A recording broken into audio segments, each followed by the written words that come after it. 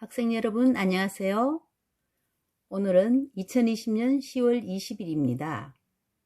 오늘은 학생 여러분에게 교회 체험학습에 대해서 안내 드리고자 합니다.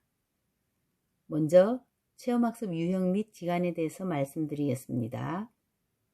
교회 체험학습 활동 유형에는 크게 두 가지가 있습니다. 교회 체험학습과 가정학습이 있죠.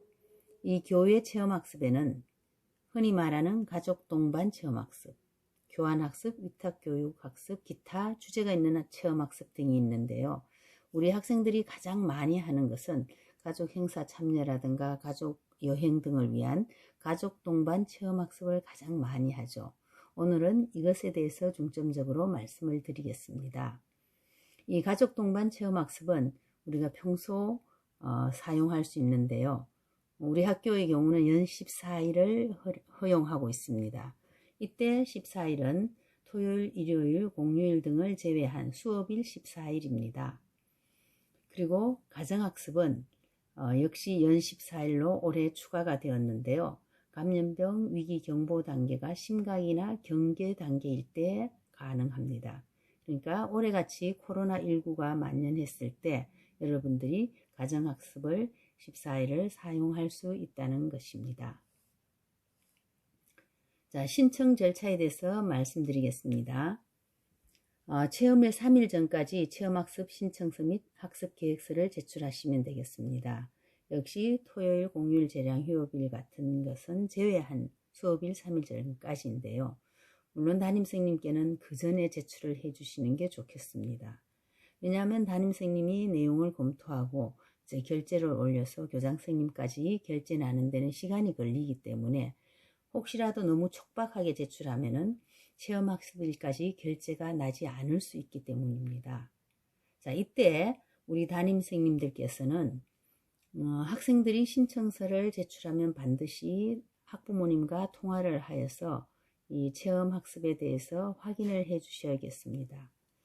간혹 가다가 그런 경우가 거의 없지만 이 학생이 신청서에 학부모 서명란에도 본인이 사인을 해서는 신청을 하고 사실 부모님은 모르는 채로 학교에 오지 않고 지내는 경우가 있어요. 그래서 담임선생님께서는 신청이 들어오면 꼭 학부모님과 통화를 해서 체험학습 여부를 확인해 주시기를 바라겠습니다. 자, 그럼 담임선생님이 학생 신청서를 검토하고 이제 승인 요청 결제를 상신하겠죠. 그러면 학교장 승인 후에 교회 체험학습을 실시하면 됩니다. 물론 위임 정결 규정에 의해서 결제 라인은 학교마다 다를 수 있겠습니다. 교회 체험학습을 이제 충실히 실시한 후에 10일 이내에 학생들은 체험학습 보고서를 학교장에게 제출합니다. 이 학교장에게 제출이라는 것은 결국 담임선생님께 제출을 하면 담임선생님이 검토를 해서 교장선생님께 상신하는 그런 과정을 말합니다. 교장선생님께 직접 갖다 드리는 게 아닙니다.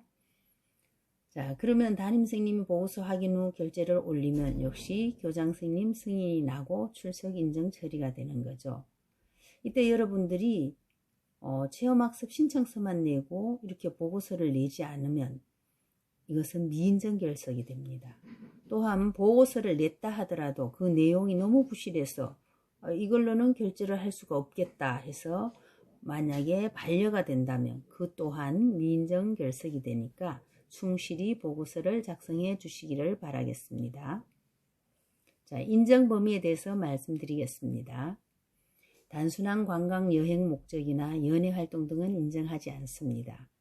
우리 가족 동반 체험학습, 교회 체험학습은 학교를 오지 않고 가는 거죠. 학교 하루를 대체할 만한 그런 내용이 되어야 되겠습니다.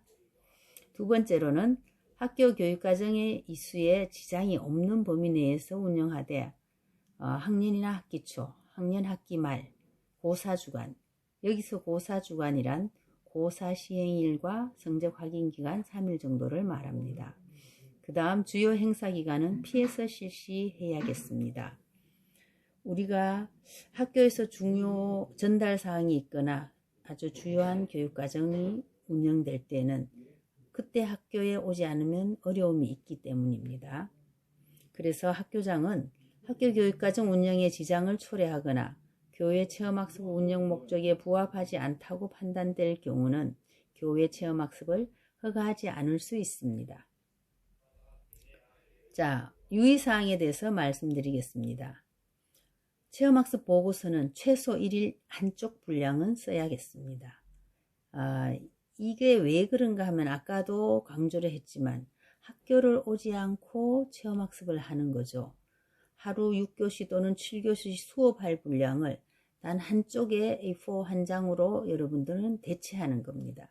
그래서 그 내용은 적어도 한쪽은 되어야 되는데 가끔 가다 보면은 2, 3일 이렇게 체험학습을 하고도 두세 줄 정도를 아주 부실하게 써내는 경우가 있어요. 그러면 이제 교감선생님은 반려를 합니다. 그래서 여러분들이 최소 한쪽 정도는 써내시기를 바라겠고, 그 다음에 그곳에 그 한쪽 안에는 체험학습 간 장소와 동행자가 나온 사진을 같이 첨부를 해 주셔야 가족 동반 체험학습을 정말 이곳에 가서 했구나 하는 걸 확인할 수 있습니다.